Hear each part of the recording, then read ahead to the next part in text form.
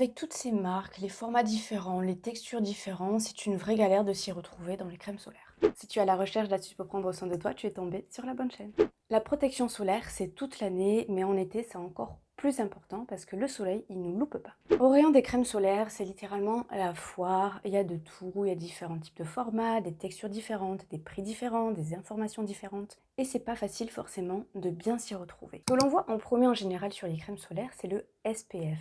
C'est en fait ton indice de protection que tu auras contre les UVB et uniquement sur les UVB. Les UVB, c'est eux qui nous font bronzer, qui donnent ce joli teint, mais c'est aussi eux qui nous brûlent. Il y a différents SPF et plus le chiffre est élevé et plus la protection l'est aussi. Plus la peau est claire et plus l'indice doit être élevé directement comme 30 ou 50. Cela ne veut pas dire que quelqu'un qui a la peau mate ne prendra jamais de coups de soleil. Ensuite, il y a les UVA et les UVA, ils ont une très longue portée. Ils sont responsables du vieillissement cutané et c'est souvent eux aussi qui nous donnent des jolis petits boutons et qui démangent et plus on les gratte et plus ça brûle. Les UVA, ils ont cette capacité de traverser même les vitres de nos maisons et quand ils nous touchent, ils vont vraiment en profondeur dans la peau, contrairement aux UVB. Donc sur une crème solaire, tu vas trouver le SPF qui peut être de 10, de 15, de 30 ou de 50.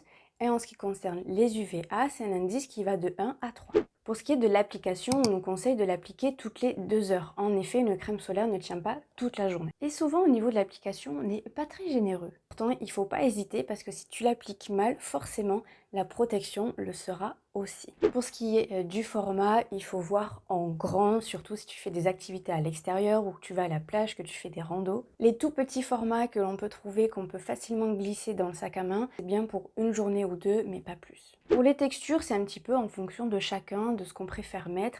Mais par contre, attention aux huiles et aux sprays, à surtout pas appliquer avec le vent pile en face de toi parce qu'en fait, tu n'auras rien sur la peau et tu auras tout qui sera parti avec le vent. Certaines crèmes solaires ont vraiment des compositions qui sont vraiment pas terribles, ni pour nous, ni pour l'environnement. Donc si tu es sensible à ces deux causes, je t'invite ou à lire la composition ou à scanner pour simplement pour voir la qualité du produit. En cas de coup de soleil, il faut bien hydrater sa peau et ça sert à rien de prendre une douche très froide, juste de l'eau tiède, ça suffit largement. Ensuite, ce que tu peux appliquer et que tu trouves vraiment partout et à bas prix, c'est de l'aloe vera. Tu peux l'appliquer autant de fois que tu veux, elle vient hydrater et réparer la peau. Prendre quand même quelques précautions avant de sortir. On ne s'expose pas au soleil entre midi et 16 heures. On porte chapeau, lunettes et vêtements amples et surtout on met de la crème solaire. Je pense que tu y vois un peu plus clair sur le sujet des crèmes solaires et que tu vas facilement trouver la tienne la prochaine fois avant de partir en vacances. Si tu as des questions, n'hésite pas en commentaire sur mon compte Instagram qui est juste là. Sur ce, je te dis à la prochaine. Ciao.